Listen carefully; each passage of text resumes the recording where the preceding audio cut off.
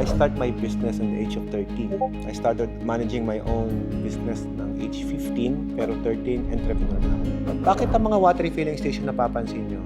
Ang dami na sa labas, pero marami rin sumasara, marami nagbubukas. Yung mga nagsasara sila po yung mga water station na mataas ang costing, mataas ang maintenance, mabagal ang production, malaki ang bill sa kuryente, malaki ang bill sa nawasa. Be careful kung sino yung mga nasa paligid mo. Kasi yung nasa paligid mong yan, posible na close-minded sila. Mamaya, agila ka pala, na mas malayo pa mararating mo. Pero kala mo, manok ka lang. Sinabi ko naman po sa inyo na lahat ng nagbabranch dito, lahat ng namamayagpag dito, malalaki ang makina. Kapag nasira ang mga water refilling station na kalaban mo, saan pupunta? Sa'yo na malakas ang makina. Yung 15,000 sold out, mabilis po maubos yun. Meron kami custom-made, bulilit machine, maganda po yun.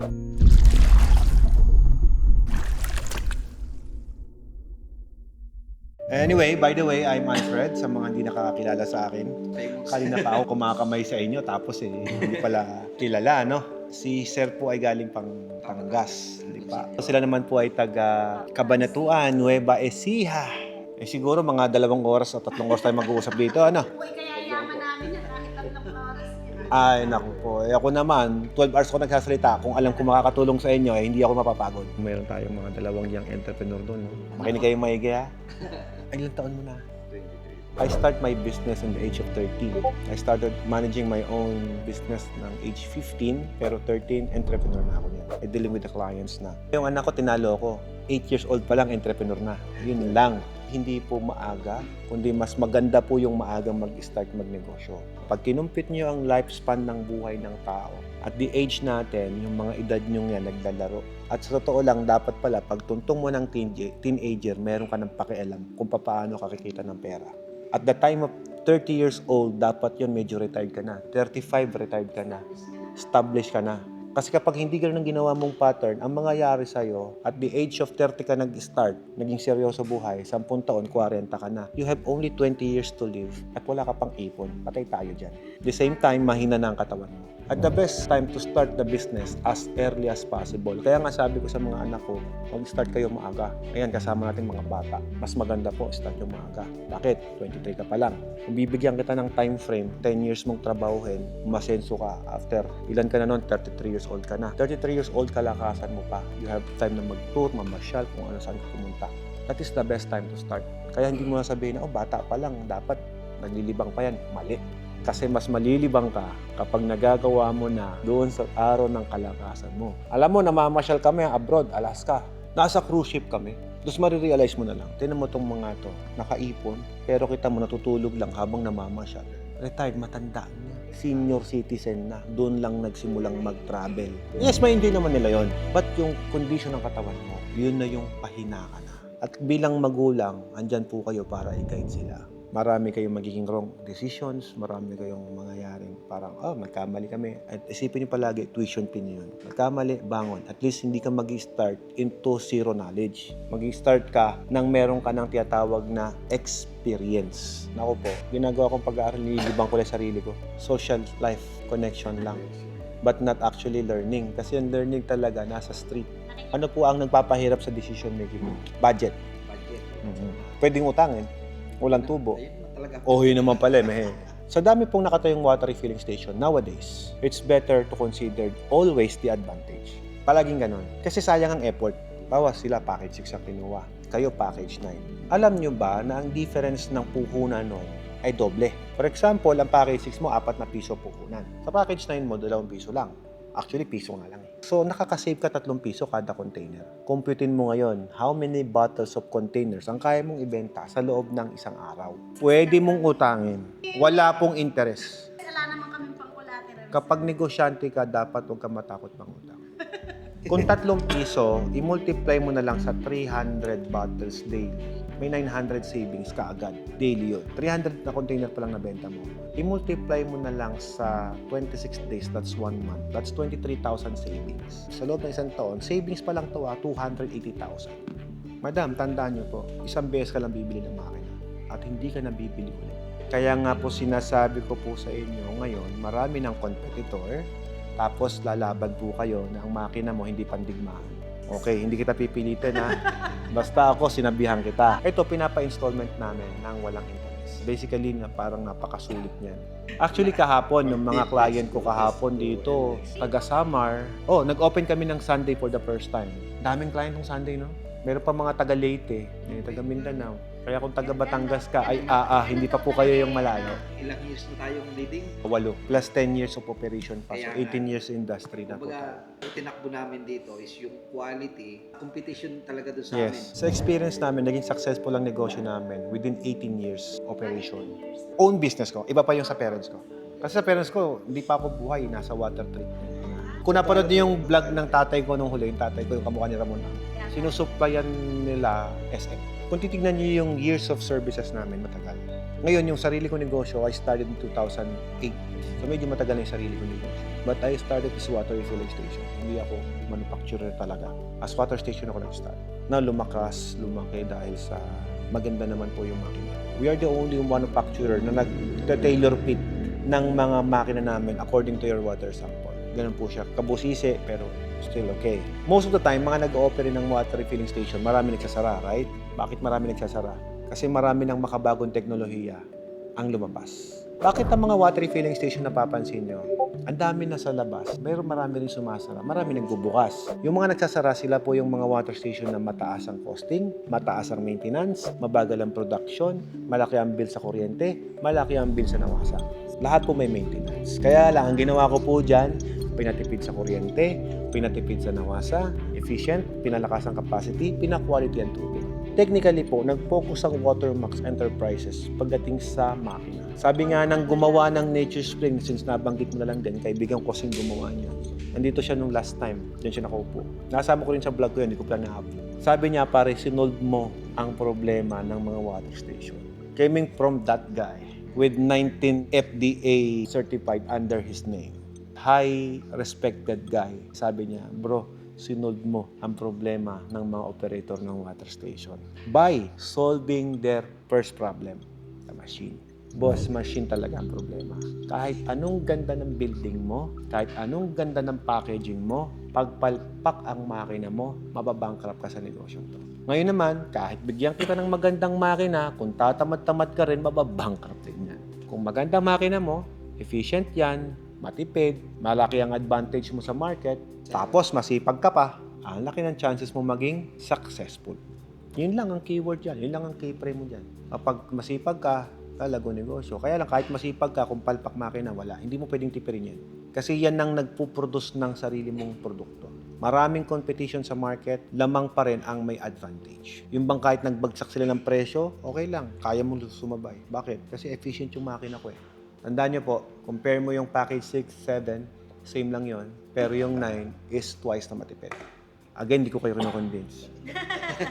Sinasabi ko lang po, kapag ang makina mo, malakas ang capacity, within short period of time, tapos na yung delivery mo. Tauhan mo, pwede namang mahinga. Pwede mo nang pauwiin, tapos na yung trabaho. Kapag ang makina mo, mahina, yung mga tauhan mo, overtime, nag-iintay ng produkto mo. At pag overtime ang tauhan mo, boss, double pay yan. Bayaran mo yan. Technically, hindi lang makina ang pinag-uusapan natin dito. Pinag-uusapan natin ang efficiency ng manpower mo. Damay kasi yun. Na kahit sabihin mo sa akin, nag-cellphone lang sila dyan sa labas, walang ginagawa, hindi mo pwedeng mapagalitan. Bakit? Kasalanan kasi ng makina mo, mabagal. Tapos, ito pa yan. Ang mga customer, kapag tinanong mo, mag-survey kayo, ha? Yung tubig maganda naman ng quality. Kaya lang ang bagal ang deliver. Itong nag-deliver sa akin, kinuha ng umaga, di-deliver gabi pa. Minsan bukas pa. Ikaw ngayon, mabilis ka mag-deliver. Advantage mo ulit yun. Parehas naman kayong quality. Sinabi ko naman, quality rin sila eh. Kaya lang mabagal eh. Kumbaga ang pinag-uusapan natin is the efficiency of manpower and the machine. Huwag nyo i-consider palagi na, hindi, yung machine ay hindi naman efficient. Paano kung hindi ka naman efficient din gumalaw? Hindi rin kayo efficient doon sa management. Hindi rin kayo efficient doon sa operational mo, sa mga staff mo. Patay tayo dyan. We have a problem. Kaya mag-ataka kayo, bakit? Itong tubig yung to, bakit 10 piso benta? Hindi ba magsasara yun? O bakit kaya niya? Tapos ikaw, hindi. Mag-iisip ka eh. Itong isa, 15 pesos. Hindi ba malulugi yan? Di ba may mga kayong question kayo? Pero kung makina niya matipid. Ngayon, anong panama mo? Quality yung makina niya. Quality rin yung product nun. Kahit sabihin mo 15 pesos. Anong panama ngayon ng maliit na makina mo? Quantity and quality, pwede namin gawin yan. If you have that both, malaki advantage mo. Kung mapapansin nyo, almost, bakit Alfred ang mga bumibili sa'yo, puro package 9, package 10? Hindi dahil gusto kong makabenta. Kahit anong package ang bilhin mo dyan, same lang ang assistance namin sa inyo. Walang VIP. Bakit? Kasi ang binabayar niyo po sa amin dito is services namin. Yung product namin, yung piyesa, mura lang naman. Pero ang binabayaran nyo, yung servisyo namin. Yung aming system na ginawa, yung expertise namin, yung 18 taon, bakit kami naging successful dito, shorten namin sa inyo, at pinapamana namin sa inyo. Boss, kapag magpapatraining ka at ikaw ay magpapatutor lang din, make sure champion yung magtuturo sa'yo. Di ba? Kasi ang pinapamano niya sa'yo, ang tinuturo niya sa'yo, yung knowledge niya. Magkapaturo ka, bano naman nagtuturo sa'yo. Merong itlog ng agila na napulot yung isang farmer. Yung itlog na to nilagay niya sa nest. Nest ng manok. Eagle na yun, namisa. Ngayon, kung ano yung behavior ng manok, dahil manok yung nagpalaki sa kanya, manok din siya. Hindi siya naging eagle. Nakikita niya na may eagle na lumilipad. What's that? Sabi niya. Sabi naman ng mga manok na kapatid niya, that's an eagle. They soar high and always fly. They're the king of the birds. Namatay ngayon yung agila, pero namatay siya nang hindi siya agila. Namatay siya nang manok siya. So anong moral story? Simple lang. Be careful kung sino yung mga nasa paligid mo. Kasi yung nasa paligid mong yan, posible na close-minded sila. Mamaya, agila ka pala, na mas malayo pa mararating mo. Pero kala mo, manok ka lang. So, huwag ka mang niniwala doon sa ideology palagi ng nasa paligid mo. Napaka-importante, piliin mo palagi yung makakasama mo. Or kung yung kasama mo ay mabuting impluensya ba sa'yo. Kung nakaka-impluensya ng maganda, so be with them. Kung pangit ang impluensya sa'yo, layuan mo. Kasi posibleng maging manok ka na lang din hanggang mamatay ka. Yung pala, agila ka. Mag-explore ka. Kasi yung mga naniniwala doon sa paligid mo, nangyari, ganyan ka lang eh. Akala mo ganyan ka lang, hindi pala. Isa lang naman ang palagi kong sinasabi sa mga anak ko. Gusto ko na mas maging better kayo sa akin. Palagi ganun. I want you to be the better version of me. Kung kaya niyong higitan nyo. I will train you. I will teach what I learn. I will teach you what I'm doing. I always want you to be a better me. Yun. Thank you, boss. Salamat Thank you po. so much. Nice to meet you po. Nice meeting you, madam. Nice meeting you po. Pagtatagalog Paalam. Hindi ko naman sinasabi na i-quit mo yung meron kang negosyo ngayon. Ang sinasabi ko po, dagdagan mo. Meron ka na, kung may dagdag ka pa, di mas maganda. Gaano na nga lang kami nito. Package 9. O, deal na natin, boss. Yun. Ayan, oo. Galing. Yung binabanggit ko sa'yo sa mga videos ko, that is the latest innovation. Ayan. Lahat yan, boom. Pero naobserbahan po kasi namin through the years, bakit lahat ang bumili ng high-end package namin? Hindi ba sila yung mga less ang problema natin? That's one. Kung kami, less ang problema namin sa inyo, ibig sabihin, kayo mismo, kumikita kasi kayo. Kasi you choose the right machine. So lahat na bumili sa akin ng high-end package, sila yung wala akong problema. Pangalawa, karamihan sa mga bumili sa akin ng high-end package, 9, 10, sila yung mga nagbabranch. Bumibili ng isa pa, bumibili ng dalawa. Pero napansin namin, lahat ang bumili ng mga maliliit na package namin, package 4, package 5, tatawag po yan, sir, upgrade natin yung makina. Gusto ko kamukha ng in-install mo dun yung kabilang ibayo, ang lakas agad ng negosyo. Paano ko gagawin yun? Magkaiba kayo ng binili. Kaya makita nyo, yes, may naka-for sale na Watermax, pero reason of selling, upgrade. Nabili rito ng mas malaking makina. Kung ano yung binili mong isang package, yun na yun eh. Ma-upgrade konti lang, pero lugi ka. Kasi ang laki ng binayaran mo. Hindi mo pa rin mapapatakbo yung 6 ng 9, iba yung pyesa eh. Kaya nga, one-time investment mo yan.